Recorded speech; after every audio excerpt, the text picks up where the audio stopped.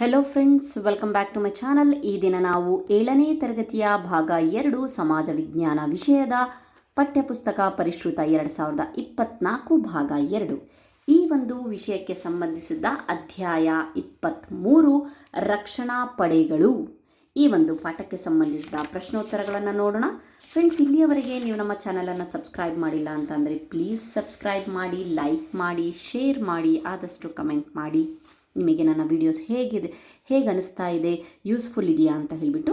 So ಬನ್ನಿ, ಖಾಲಿ ಬಿಟ್ಟ ಸ್ಥಳಗಳನ್ನು ಸೂಕ್ತ ಪದದಿಂದ ಭರ್ತಿ ಮಾಡಿ. ರಕ್ಷಣಾ ಪಡೆಗಳ ಸರ್ವೋಚ್ಚ ಅಧಿಕಾರ ರಾಷ್ಟ್ರಪತಿಯವರಿಗೆ ನೀಡಲಾಗಿದೆ. ರಾಷ್ಟ್ರಪತಿಯವರಿಗೆ. ಭೂಸೇನೆಯ ಮುಖ್ಯಸ್ಥರನ್ನು ದಂಡನಾಯಕ ಎನ್ನುವರು.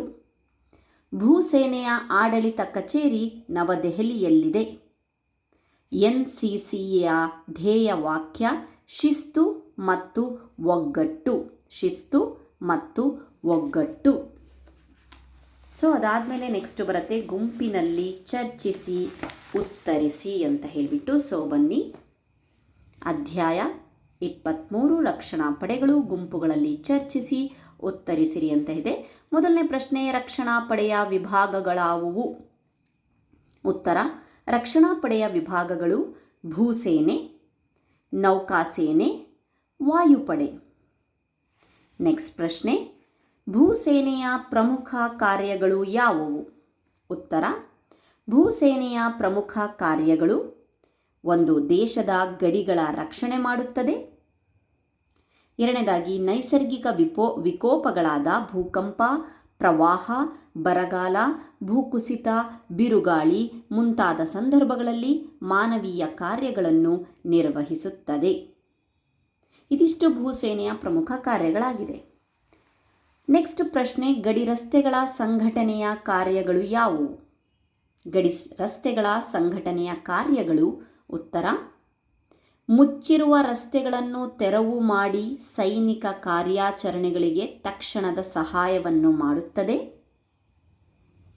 ನೆಕ್ಸ್ಟ್ ಪಾಯಿಂಟ್, ರಸ್ತೆ ನಿರ್ಮಾಣ, ಸೇತುವೆ ನಿರ್ಮಾಣ ಮತ್ತು ಒಳಚರಂಡಿ ನಿರ್ಮಾಣದಂತಹ ಕಾರ್ಯಗಳನ್ನು ಮಾಡುತ್ತದೆ.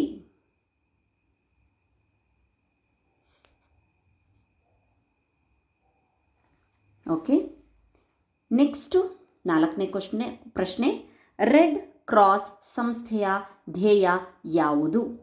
ಉತ್ತರ, ಮಾನವೀಯತೆ ಮತ್ತು ಸ್ವಯಂ ಸೇವೆ. ಇದು ರೆಡ್ ಕ್ರಾಸ್ ಸಂಸ್ಥೆಯ ಧ್ಯೇಯವಾಗಿದೆ. ಮಾನವೀಯತೆ ಮತ್ತು ಸ್ವಯಂ ಸೇವೆ ಇದು ರೆಡ್ ಕ್ರಾಸ್ ಸಂಸ್ಥೆಯ ಧ್ಯೇಯವಾಗಿದೆ. 5ನೇ ಪ್ರಶ್ನೆ, ಲಾಸ್ಟ್ ಪ್ರಶ್ನೆ ಈ ಪಾಠದ್ದು. ರಕ್ಷಣಾ ಪಡೆಯಲ್ಲಿ ಸೇವೆ ಸಲ್ಲಿಸಲು ನಿನಗೆ ಇಚ್ಛೆ ಇದೆಯೇ? ಕಾರಣ ಕೊಡಿ. ಉತ್ತರ, ಇದು ನಿಮ್ಮ ಒಂದು ಸ್ವಂತಕ್ಕೆ ಬರಿಬೇಕಾಗಿರೋದು. ಆದರೂ ಉತ್ತರ ಬರೆದಿದ್ದೀನಿ. ಹೌದು, ರಕ್ಷಣಾ ಪಡೆಯಲ್ಲಿ ಸೇವೆ ಸಲ್ಲಿಸಲು ನನಗೆ ಇಚ್ಛೆ ಇದೆ. ಕಾರಣ ಕೊಡಿ ಅಂತ ಇದ್ದೀರಲ್ವಾ? ಏಕೆಂದರೆ ದೇಶವನ್ನು ರಕ್ಷಿಸುವುದು ಪ್ರತಿಯೊಬ್ಬರ ಕರ್ತವ್ಯ. 2. ಇದು ದೇಶಕ್ಕಾಗಿ ನಾವು ಸಲ್ಲಿಸುವ ಅತ್ಯುನ್ನತ ಕಾರ್ಯವಾಗಿದೆ. ನಾನು ನನ್ನ ಒಂದು ಪ್ರಕಾರ 2 ಪಾಯಿಂಟನ್ನು ಕಾರಣವಾಗಿ ಕೊಟ್ಟಿದ್ದೀನಿ. ನೀವು ಎಷ್ಟು ಬೇಕಾದರೂ ಬರಿಬಹುದು. ನಿಮ್ಮ ಒಂದು ಸ್ವಂತಿಕೆಯಲ್ಲಿ ಈ ಪ್ರಶ್ನೆಗೆ ಉತ್ತರ ಕೊಟ್ಟರೆ ತುಂಬ ಚೆನ್ನಾಗಿರುತ್ತೆ. ತುಂಬ ಧನ್ಯವಾದಗಳು ಫ್ರೆಂಡ್ಸ್. ಇಲ್ಲಿಯವರೆಗೆ ನೀವು ನಮ್ಮ ವೀಡಿಯೋಸ್ಗಳನ್ನು ಇಷ್ಟಪಟ್ಟಿದ್ದಕ್ಕೆ ಮತ್ತು ಲೈಕ್ ಮಾಡಿದ್ದಕ್ಕೆ ಮತ್ತು ಪ್ರೋತ್ಸಾಹ ಕೊಟ್ಟಿದ್ದಕ್ಕೆ ತುಂಬ ಧನ್ಯವಾದಗಳು.